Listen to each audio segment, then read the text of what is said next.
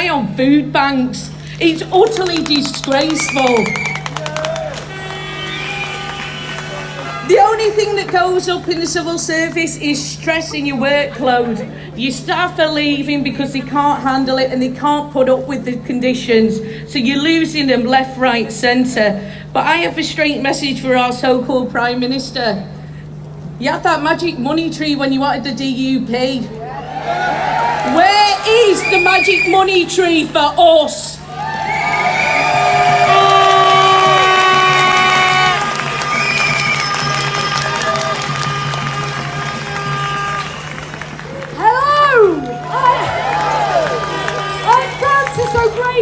I'm the leader of the TUC, and we have got somebody for you now.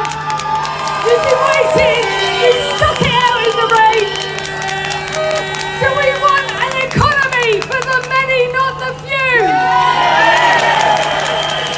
Here is the man who's fighting for us. He's on the side of working people. Give a warm welcome, Corbyn.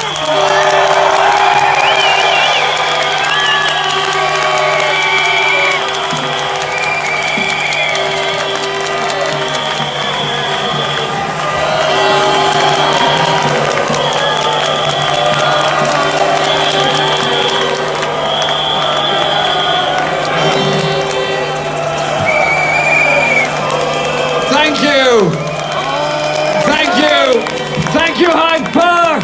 Thank you all for being here. We've just come from 2 days campaigning in Scotland, in Glasgow, and I have to say that leaving Glasgow this morning, it was bright sunshine. It was a very hot day. And what's happened? You come to London and it's raining. What is going on? But we were with 3 different groups of workers in Scotland over the past couple of days. We made an announcement of Labour policy on intervention in the shipbuilding industry to save jobs and promote training and promote industrial development in this country. The Tories are leaving manufacturing industry behind. They're replicating everything that Thatcher did in the 1980s. When she tried to destroy the manufacturing base of this country. And we were promising that a Labour government would use all the powers of procurement it could in order to invest in industry in this country and to support jobs and skilled jobs and high-paid jobs all over the UK. And we were very proud to work with a group of apprentices there as well. After that, we had a meeting with a big group of construction workers discussing what they're going through, where they have no guarantee of permanent employment, where there is danger on many sites, and where there are attempts by many employers to undercut industry-wide agreements. And in the background to all this has been the scandal of blacklisting of trade union activists in the construction industry over many years. And what we said to them was, one of the first announcements of the next Labour government will be an inquiry into Orgreave, an inquiry into blacklisting, an inquiry into the injustices that workers have faced in so many places. But at its heart, the treatment of construction workers is something that is a scandal and something that has to be rectified. I want to lead a government that will build 500,000 council homes, that will build so many more homes. To do that, we're going to need a construction industry that is regulated, that has good quality employment, that above all trains the young workers of today for the skills we need of tomorrow. Again, we have a government that is not investing in the young people of the future, is not investing in the training that is necessary. A Labour government will be investing in vocational training, will be saying there is a real parity of esteem between gaining a skill through an apprenticeship or a degree through a university. We need both. We don't need our young people going into debt to get an education. We need our young people getting the skills they need and want. And building those homes that are necessary will do so much good. Provide good quality employment, good quality training, good quality homes. And those children now growing up in damp, overcrowded, expensive, unregulated, private rented housing deserve, need and will get somewhere decent to live under a Labour government.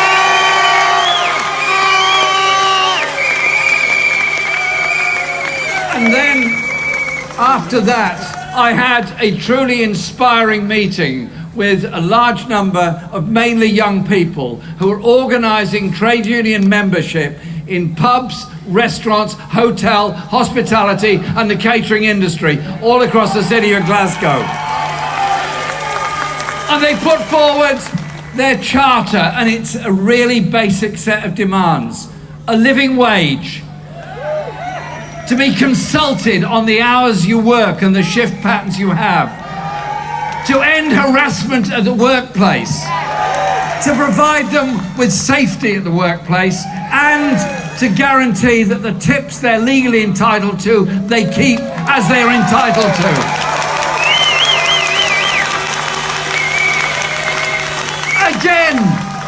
Again, it's a Tory government not interested in rights at work, not interested in the plight of nearly 1 million people on 0 hours contracts who don't know from one week to the other how much work they're going to get, what their income is going to be. Imagine what it's like trying to bring up children, not knowing what your income's going to be, and then having a fight over the benefits on the weeks that you don't work, and in some cases losing your home as a result of it. We need a properly regulated labour force in this country to guarantee those rights.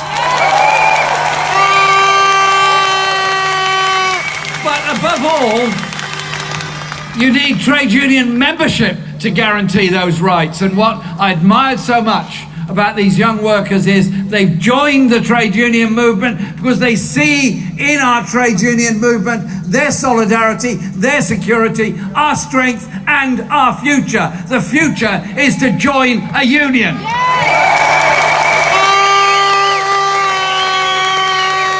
But our movement is, of course, to stand up for people at work, is, of course, to stand up for decent wages, but it's also a wider social demand that we make. We've had 8 years of neoliberal economics and austerity being imposed on the people of this country. And during those 8 years, real wages have fallen, massive cuts in local government expenditure, as well as an attack on NHS spending. All those public facilities that have been closed all around the country. Those 1 million people waiting for the social care they desperately need. Those young people unable to afford to go to university because they're frightened of the debt they're going to incur at the end of it. Those young people that can't get the training they need and deserve. Those infrastructure projects that have been put on hold or destroyed altogether. All on the altar of austerity, which we were told was necessary and would fix the economic problems of this country. One, it was a political choice, not an economic necessity. And secondly, it has resulted in greater inequality and greater injustice than ever before. They protected the tax havens and cut the spending for those that need public expenditure in this country. So it is up to all of us to challenge that whole narrative, and that is exactly what we are doing. And it's not just us in this country. The anti-austerity movement across Europe, the anti-austerity movement across the USA.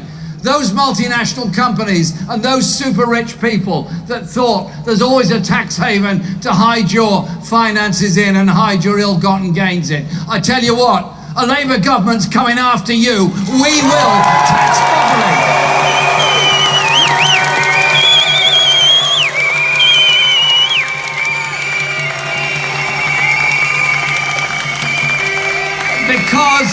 What our manifesto said a year ago was, yes, we want to deliver on all these public service promises we're making, but it's also about transforming the way we look at services and look at society.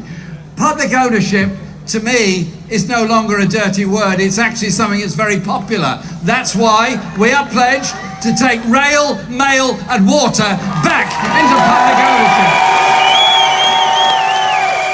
But also to give workers a say in their own future. Asda and Morrison's decide they want to merge. Were any workers consulted? Were any workers guaranteed jobs at the end of it? Were they part of the equation? What John McDonnell has set out on our behalf is that in the event of mergers, takeovers or closures, the workers will have to have a say and a voice in what happens to them in the future.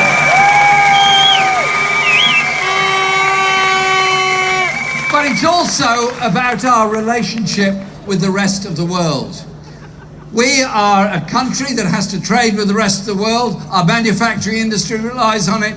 Our food services rely on it, and so much more does as well. So we will be negotiating a tariff-free trade relationship with Europe. We will not be doing a sweetheart trade deal with Donald Trump to destroy working conditions on both sides of the Atlantic.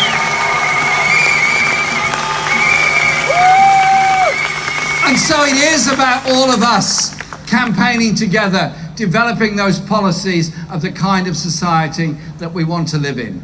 I feel personally, and I'm sure we all do, angry and embarrassed when I see people sleeping on the streets of this country night after night. The growth of rough sleeping homelessness is a symbol of everything that's wrong with the funding of public services in Britain. Give the local authorities the power, the finance and the resources to build the houses that are necessary. Have a real system of social security that doesn't punish people for being disabled, doesn't punish people in the capability for work assessment tests. Instead, treats people with dignity and respect and builds the concept of a society that respects all and the needs of all. Our movement has made incredible gains and advances over the century, more than a century that we've been in existence. We're celebrating the centenary of when the first women got the right to vote, a rather limited section of them. 10 years later, all women got the right to vote. That came from working class communities standing up and demanding the right to vote, but also saying men and women working together achieve far more than men and women working in opposition to each other. That sense of unity is so important.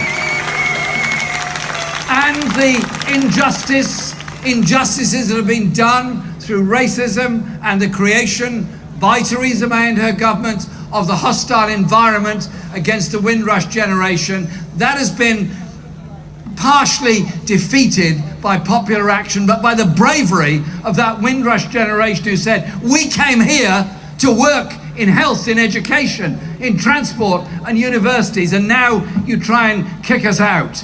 Well, I've got news for the government. Our solidarity is with them. Our solidarity is with the unity of all workers together to achieve things together. And so we campaign for rights at work. We campaign to repeal the Trade Union Act, which is designed to damage and reduce the political voice of trade unions. I'm proud to lead the Labour Party, which was founded by the trade union movement and is the political voice of the trade union movement. And I'll be very proud when we repeal the Trade Union Act and replace it with something very different. With a ministry which will guarantee rights at work, guarantee the right to join a trade union, guarantee the right to be represented by a trade union, and guarantee those rights at the workplace which are so much under threat in so many places. because we have a great deal of work to do together. Are we going to live in a society where we tolerate homelessness, where we tolerate these degrees of inequality, where we tolerate what is frankly the waste of poverty? I want to live in a society where the achievement of a child in school is not dependent on the postcode lottery of where they're born or the funding they got at their school. But that every child is valued and every child does everything to the best of their ability and the greatest of their potential. Our movement was founded to respect all and include all. That is our strength. That is our watchword, and those are our achievements. This demonstration today is about workers' rights. It is about collective endeavour, but above all, it's a declaration that we're around. We're around to campaign as long as it takes to bring about that social justice and that decency in society. We're around to protect our environment. We're around in solidarity with those in other parts of the world that don't enjoy those rights and don't enjoy that sense of solidarity. Sisters and brothers, thank you so much for being here. Thank you for inviting me, and keep on being the wonderful Labour movement that we are. Thank you.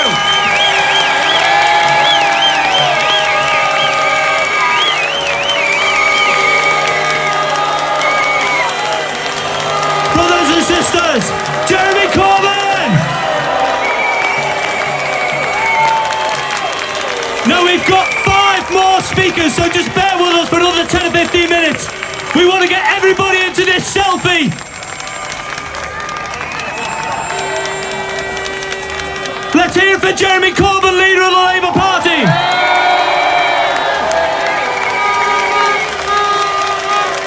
So brothers and sisters, we've got 5 more brilliant speakers, so please stay with us right to the end. Our next speaker is Jill Walton, the Chief Executive of the Royal College of Midwives. Give it a big welcome, please. Hello.